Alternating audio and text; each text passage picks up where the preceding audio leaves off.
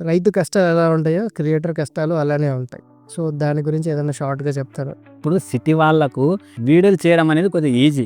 Mics కానివ్వండి, cameras కానివ్వండి, ఫోన్లు గానీ అందుబాటులో ఉంటాయి. మా పల్లెటూరోళ్ళకి ఎలా ఉంటాయంటే టచ్ ఫోను 5, 6, 7 వేలలో రావాలా. మహా అంటే 10, 12 వేలలో రావాలా. ఈ మైకులు అవి ఉండవు. సో, వాటిలనేది తీసుకోవాలి. ఇంకోటి వీడియో చేయడం చూసినంత ఈజీ కాదు.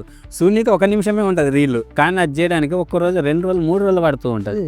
ఎందుకంటే లైటింగ్ ప్రాపర్‌గా ఉండకపోవడము, మన దగ్గర రిఫ్లెక్టర్లు ఉండవు, అది ఉండవు. అన్నీ ఉన్నా మన సైడు ఎప్పుడు ఏదో ఒక నాయిస్ వస్తుంటుంది. ఆ నాయిస్ రిమూవ్ చేసే టెక్నాలజీ లేకపోవడము. ఇప్పుడు కైన్ మాస్టరు, క్యాప్‌కట్ వీటిలో వస్తుంది. మేము కూడా ఫస్ట్ చేసినప్పుడు మా దగ్గర కూడా ఫోన్స్ లేవు. వేరే వాళ్ళు వాడుకునేవాడిని నేను. బరా నీ ఫోన్ కొద్దిగా బాగా వస్తుందంట కదరా ఈరా. ఆ మైకులు వాడడం లేదు. జస్ట్ మనకి తీగ వచ్చి ఒక చిన్న వచ్చేది.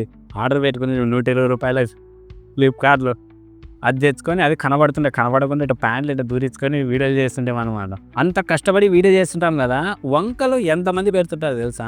ఇది బాలేదు అంటే ఒక సినిమాని కూడా చూడరు కానీ అది వీడియో, జస్ట్ ఒక వీడియో అనే దాన్ని మర్చిపోతూ ఉంటారు. అరే మీరు ఈ లొకేషన్ దగ్గర చేయడం ఏంది, మీరు ఇలా మాట్లాడడం ఏంది, అదేంది ఇదేంది అంటుంటారు. సపోర్టింగ్ అనేది చాలా తక్కువైపోయింది. ఇప్పుడు నెగిటివ్ చూసే వాళ్ళే చాలా ఎక్కువ.